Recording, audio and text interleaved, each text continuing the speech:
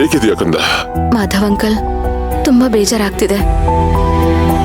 ನಿಮ್ ಹತ್ರ ಮಾತಾಡಿದ್ರೆ ಸಮಾಧಾನ ಸಿಗ್ಬಹುದು ಅಂತ ಫೋನ್ ಮಾಡ್ದೆ. ಯಾಕಮ್ಮ, ಏನಾದ್ರೂ ತೊಂದ್ರೆನಾ? ನನ್ ಜೀವನದಲ್ಲಿ ತೊಂದ್ರೆ ಇಲ್ದಿರೋ ದಿನಾನೇ ಇಲ್ಲ. ದೇವ್ರು ನಾನು ಹುಟ್ಟೋವಾಗ್ಲೇ ನನಗೇನೇನ್ ಕಷ್ಟ ಕೊಡ್ಬೇಕೋ ಎಲ್ಲದನ್ನು ನನ್ನ ಹಣೆನಲ್ಲಿ ಬರೆದು ಕಳಿಸ್ಬಿಟ್ಟಿದ್ದಾನೆ. ಒಂದೇಟ್ ತಪ್ಪಿಸ್ಕೊಂಡ್ರೆ ಇನ್ನೊಂದೇಟ್ ಬೀಳ್ತಾ ಇದೆ. ಕಂದ, ನಾವು ಇರೋದನ್ನ ಬಿಟ್ಟು ಇಲ್ದೇ ಇದ್ರ ಬಗ್ಗೆ ಹೆಚ್ಚಿಗೆ ಯೋಚನೆ ಮಾಡ್ತೀವಿ. ಅದಕ್ಕೆ ಏನು, ಎಲ್ಲರ ಜೀವನದಲ್ಲಿ ಹೇಗೆ ಕಷ್ಟ ಇರುತ್ತೋ ನೆಮ್ಮದಿನೂ ಇರುತ್ತೆ. ಅದನ್ನ ನಾವೇ ಹುಡ್ಕೋಬೇಕು. ನನ್ನ ಜೀವನದಲ್ಲಿ ಒಂದೇ ಒಂದ್ ಒಳ್ಳೆ ನೆಮ್ಮದಿ ವಿಚಾರ ಅಂದ್ರೆ ಅದು ನನ್ ಗಂಡ. ಈಗ ದೇವ್ರು ಅದನ್ನು ಕಿತ್ಕೊಳ್ಳೋದಕ್ಕೆ ನೋಡ್ತಾ ಇದ್ದಾನೆ. ಗಂಡನ ಮೇಲೆ ಎಷ್ಟೊಂದು ಪ್ರೀತಿ ಇಟ್ಕೊಂಡಿದ್ದಾಳೆ, ಹೋಗಿ ಹೋಗಿ ಇಂಥವಳಿಗೆ ಮೋಸ ಮಾಡ್ತಾನಲ್ಲ ರಾಸ್ಕಲ್.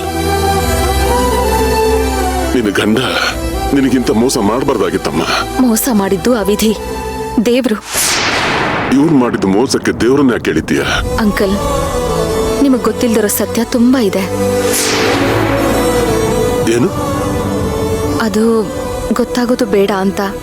ನನ್ನ ಹಣೆನಲ್ಲಿ ಒಂದೇ ಒಂದ್ ಹನಿ ಪ್ರೀತಿ ಪಡೆಯೋ ಪುಣ್ಯನೂ ಇಲ್ಲ ಅಂದ್ರೆ ಅದಕ್ಕೆ ಯಾರೇನ್ ಮಾಡಕ್ಕಾಗುತ್ತೆ? ನೀನ್ ಇಷ್ಟೊಂದು ನೊಂದ್ಕೊಂಡ್ರೆ ನನಗೂ ಸಂಕಟ ಆಗುತ್ತಮ್ಮ.